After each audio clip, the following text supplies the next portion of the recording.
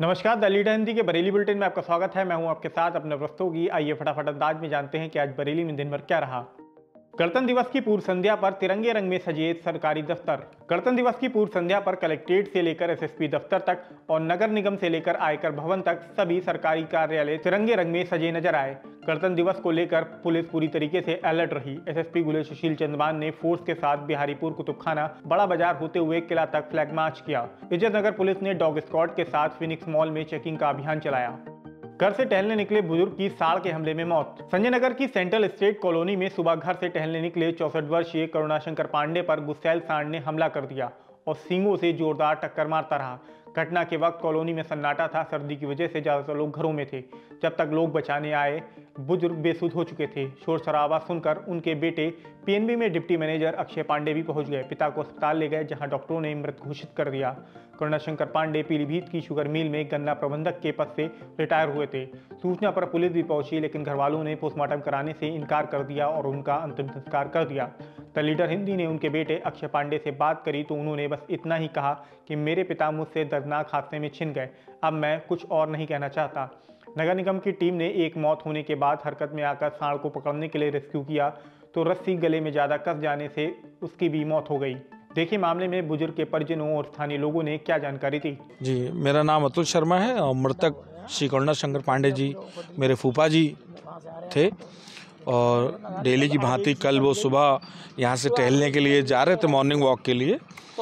तभी एक सांड ने आकर उनको इतनी तेज़ टक्कर मारी और लगभग 2 मिनट तक वो उनको मारता रहा, जब तक उनका प्राण नहीं निकल गए। और उसके बाद में तुरंत फिर हम उनको हॉस्पिटल लेके गए। पहले संत में एडमिट कराया था, फिर उसके बाद में मेडिसिटी लेके गए, जहां डॉक्टरों ने उनको मृत घोषित कर दिया। और एमआरआई की रिपोर्ट वगैरह और जो रिपोर्टें हैं उसमें ये बताया गया कि बहुत ही बुरी तरीके से पूरा शरीर क्षतिग्रस्त हो गया है। कोई भी कहीं से कहीं तक मतलब कोई भी अंग उनका शेष नहीं रह गया जिससे कोई डॉक्टर कोई प्रयास कर पाते। तो पूरे परिवार जो है वो बहुत सदमे में है। उनका बेटा अक्षय पांडे जो पीएनबी में है वो रात से बहुत परेशान है और जब से उसने वीडियो देखी है तब से तो बहुत ही ज़्यादा परेशान है। मैंने घर वालों से भी ये निवेदन किया है और कि बार बार कोई उस वीडियो को उसके सामने ना चलाए, क्योंकि वो बहुत परेशान है। बचपन से हमारे पास रहा है तो हम ही लोग उसको पाल पोस के बड़ा किया है। फूफा जी भी थोड़े बीमार थे तो इसलिए लगभग उनकी आयु जो थी 64 वर्ष की थी और 55 वर्ष की आयु में उन्होंने वीआरएस ले लिया था। शुगर मिल में वो डिप्टी पीलीभीत में कैंट मैनेजर थे और फिर विगत कई वर्षों से वो यहाँ रह रहे थे। जैसा कि आप लोगों ने उसमें देखा भी होगा फुटेज में, सीसीटीवी फुटेज में, कि कितनी बेरहमी से सांड ने उनको मारा है। शिव कुमार महेश्वरी नाम है मेरा, यहीं कॉलोनी में निवास है मेरा। सुबह ही 8 बजे नगर आयुक्त के कार्यालय पे सूचना दी गई थी, उन्हीं के नंबर पर दी गई थी। और 8 बजे के बाद नगर निगम का एक्शन रात को हुआ 10 बजे, तब उस सांड को पकड़ा उन्होंने। उससे पहले नगर निगम वाले या किसी अधिकारी ने, यानी जिम्मेदार अधिकारी नगर आयुक्त, उसको सूचना देने के बावजूद भी कोई एक्शन नगर निगम ने नहीं लिया उस पर। और रात को 10 बजे जब बहुत ज़्यादा हो गया, ट्वीट हो गया, मुख्यमंत्री तक को हो गया, सारे लोगों को, तब नगर निगम ने एक्शन लिया, तब उसको पकड़ के ले गए हैं वो। अच्छा, एक चीज़ इसमें ये भी आ रही है कि यहाँ पे 2-3 लोग और भी ऐसे हैं जो कॉलोनी की घर, हाँ, हमारे ठीक सामने रहते हैं, वो खड़े हुए हैं और उनको रात्रि में 9 बजे उसको इनको भी गिरा दिया था उसने, जैकेट वैकेट फट गई थी, उनको भी चोट लगी थी। और उसके बाद 2-3 बच्चे और एक पीछे कॉलोनी में है फल वाले, उनको भी 2 लोगों को हाथ में चोट लगी है और एक के सर पे चोट लगी है, उनको भी उसने मारा।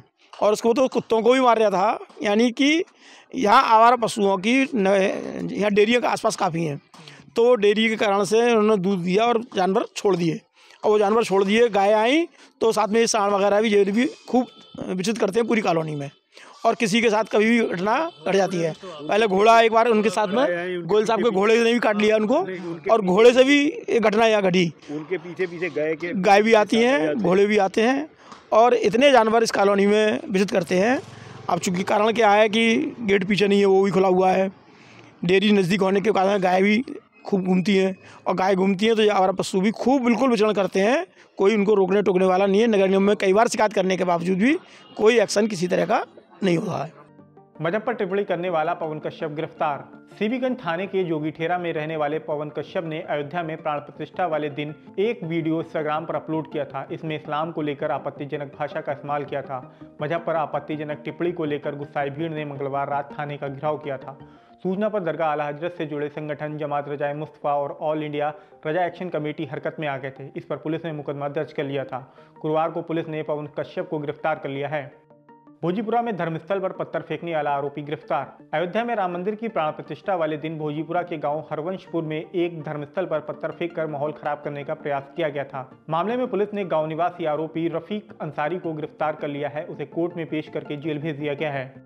ईवीएम की जगह बैलेट पेपर से मतदान कराने की मांग। ईवीएम हटाओ संयुक्त मोर्चा के तहत अधिवक्ताओं ने गुरुवार को कलेक्ट्रेट पहुंचकर डीएम को राष्ट्रपति के नाम संबोधित ज्ञापन सौंपा।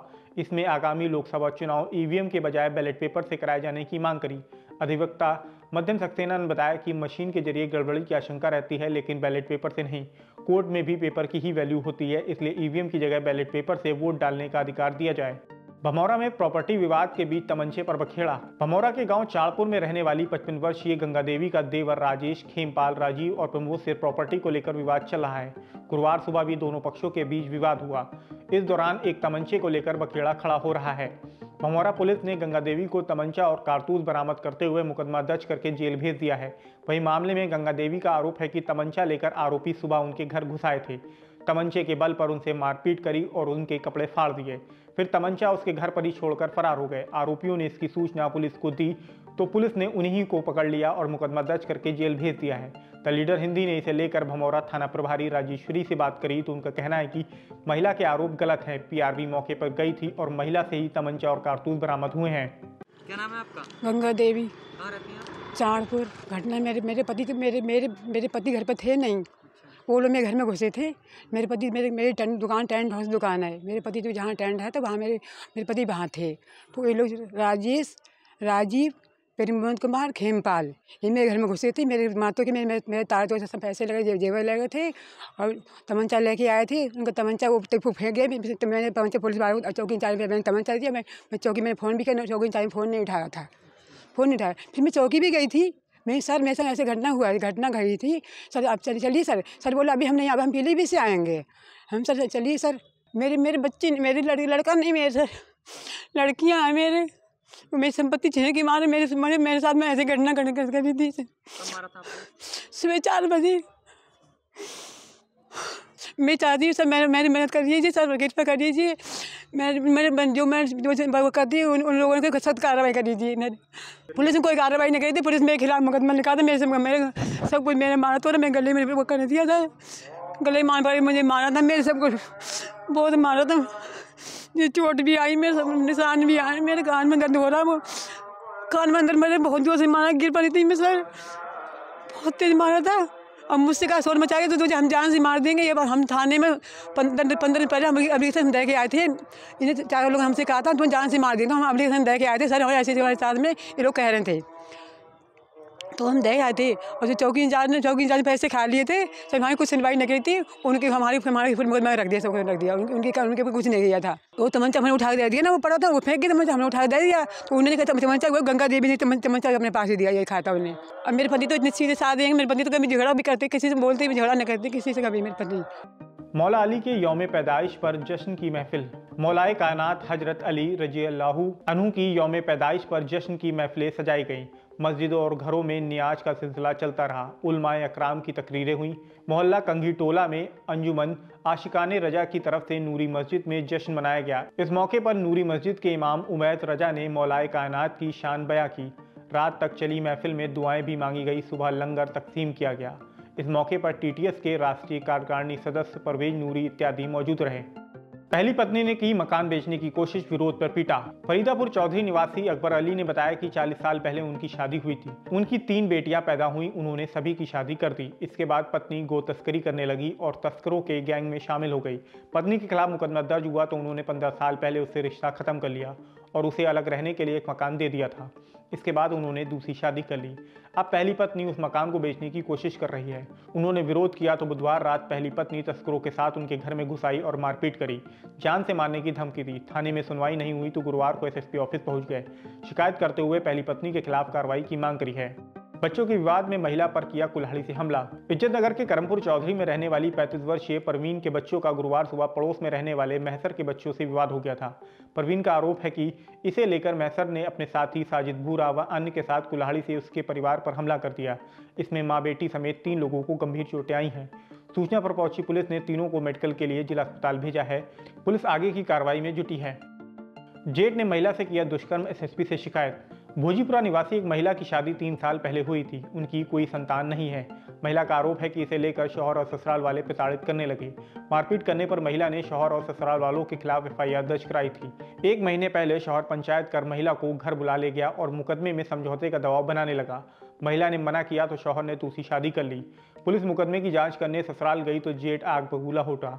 बीती 2 जनवरी को रात जेठ कमरे में घुस आया और दुष्कर्म किया। थाना पुलिस ने सुनवाई नहीं करी तो पीड़िता गुरुवार को एसएसपी दफ्तर पहुंची और शिकायत कर कार्रवाई की मांग उठाई है। राष्ट्रीय मतदाता दिवस पर लोगों को दिलाई मतदान की शपथ। राष्ट्रीय मतदाता दिवस के अवसर पर गुरुवार को कई जगह मतदाता जागरूकता कार्यक्रम हुए। राजकीय इंटर कॉलेज मैदान के ऑडिटोरियम में राष्ट्रीय मतदाता दिवस के मौके पर डीएम रविंद्र कुमार ने लोगों को मतदान करने की शपथ दिलाई। लोकसभा चुनाव में पहली बार वोटिंग करने वाले युवाओं को पहचान पत्र देकर सम्मानित किया गया। बरेली कॉलेज में मतदाता दिवस के मौके पर बीएलओ को सम्मानित किया गया। भारतीय जनता युवा मोर्चा की ओर से नमो नव मतदाता सम्मेलन का आयोजन किया गया। इसमें पीएम मोदी के भाषण का लाइव प्रसारण युवाओं ने सुना। 15 ग्राम स्मैक के साथ तस्कर गिरफ्तार, भेजा जेल। फतेहगंज पश्चिमी पुलिस ने गुरुवार को भिटौरा रेलवे फाटक के पास छापा मारकर स्मैक तस्कर मोहम्मद शाहिद को गिरफ्तार किया है। पुलिस ने आरोपी से 15 ग्राम स्मैक बरामद की है। आरोपी को एनडीपीएस एक्ट के तहत मुकदमा दर्ज करके जेल भेज दिया गया है। फिलहाल आज के बरेली बुलेटिन में इतना ही। बरेली से जुड़ी ऐसी ही अन्य अपडेट्स पाने के लिए द लीडर हिंदी को सब्सक्राइब करना बिल्कुल ना भूलें।